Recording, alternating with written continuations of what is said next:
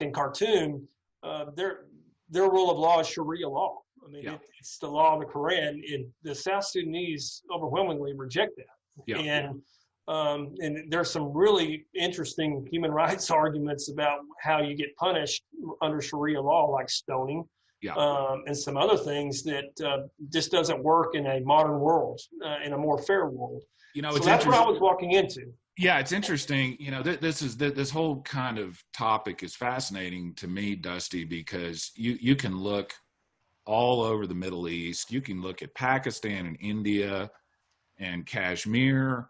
You can look at Iraq, which is basically a country that was comprised of 3 different tribes within the Muslim faith, Sunni, Shiite, and Kurds. Yeah. And I don't know if you remember the partition of India and Pakistan. When India and Pakistan were created, all the Muslims basically had to leave India and all the Hindus had to leave Pakistan. And that clash is kind of still going on. So this clash of cultures seems to be something that kind of repeats itself in history. And so it's good that, and if you look at, for instance, if you look at ISIS, in Iraq, talking about Sharia law, ISIS actually had a monthly magazine and a list of all the things they wanted to do. And they basically wanted to take Iraq, turn it into a caliphate, and run it under Sharia law from like the 7th century or something like that. I mean, we're talking about as regressive as you can possibly get, particularly when it comes to human rights, like you're talking about women's rights, children's rights, things of that nature. So not surprising that a Christian population or an African population would not support that. And that's really where the division really existed, was with the religion, and even that can get broken down even further in the South, because even though I would say 60% of the South would be Christian oriented faith, the other percent being tribal, and more way immeasurable, off the scale type of ideas, but nonetheless passed down from generation to generation and tribe to tribe. And even in South Sudan, you had to understand where you were at regionally, and even specifically in what community. What am I dealing with here in terms of these Dinkins? Are these Azandis? Because these different tribes, they had different priorities and different ways of life. And to come in and say, okay, we're going to try to roll out this idea of a more unified South Sudan judicial system, it got it was very complicated, still very complicated now, even with the new president in South Sudan, in some of the challenges he has in trying to regionalize South Sudan and how it works. But I know I'm getting a little further down the road, but that's really what I was walking into, is that cultural clash between traditional Muslim and Islamic faith and more traditional Africans.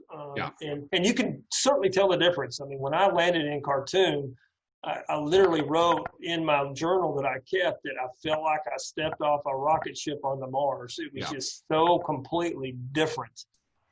One of the most important, most fundamental things about the legal system, I just got done interviewing a Harris County criminal judge, Jesse McClure, and it's about trust in the institutions. Like, you have to trust that District Attorney Dusty Boyd is in the job for the right reasons, and that he's going to treat everybody fairly. And that's hard to do when you enter a country that has no history of that, right? Absolutely. They don't trust anybody. Yeah. And that was probably the biggest challenge in the dynamics that I had when I first got there, because to your point is, if you don't know me, don't know where I'm from, you weren't raised with me, you had no experiences with me to trust me.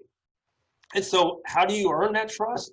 By showing up to work every day and being consistent and predictable, and everything that I would represent or say would have to come true in some way. And a lot of times, and this is a bigger probably discussion for another day with the issues with the UN, is that there's such staff changeover and moving around. A lot of the people that were there before me would come in and make promises that I quite frankly told the chiefs and the community leaders that I was not going to make that promise because I didn't know that I could keep it or not. Yeah. Yeah. And once I was sincerely honest with them and said, I'll do my best, I'll see what I can come up with, or we'll do what we can to address this issue, but I will make no promises about it actually getting done in any way, but I will do my best. And I think that really set the tone, because it took me 2 or 3 months in country before I could finally arrive at a village, and they were really comfortable to truly open up and share the issues with me, because quite frankly, they had burned before. Yeah. And so really it comes down to what you see is what you get, and I'm going to earn your trust. And I'm not just asking you to just trust me. I'm asking you to watch what I do while I'm here, and then you decide. And if you're good with that, then get on board and let's move forward. And that was the biggest challenge I had. It really, the first 5 to 6 weeks was really heart-wrenching for me, because as many meetings as I went to, as many conferences as I had, and just this fireside chats I had with people, I realized that too many people had been there before me and made promises they couldn't keep, and how I was going to navigate around that to keep moving the ball forward was going to be a big challenge. So yeah, you're right on point there. I mean, the trust issue is really about proof in the pudding. Yeah. I'm not asking anybody to trust me until you actually see me do it. And we kind of learned that. We learned that a little bit, I think, in the Corps, and probably through sports too. Like, if you're an upperclassman, or if you're in the military and you're an officer, you should never ask your men or women to do something you wouldn't be willing to do yourself, right? Absolutely.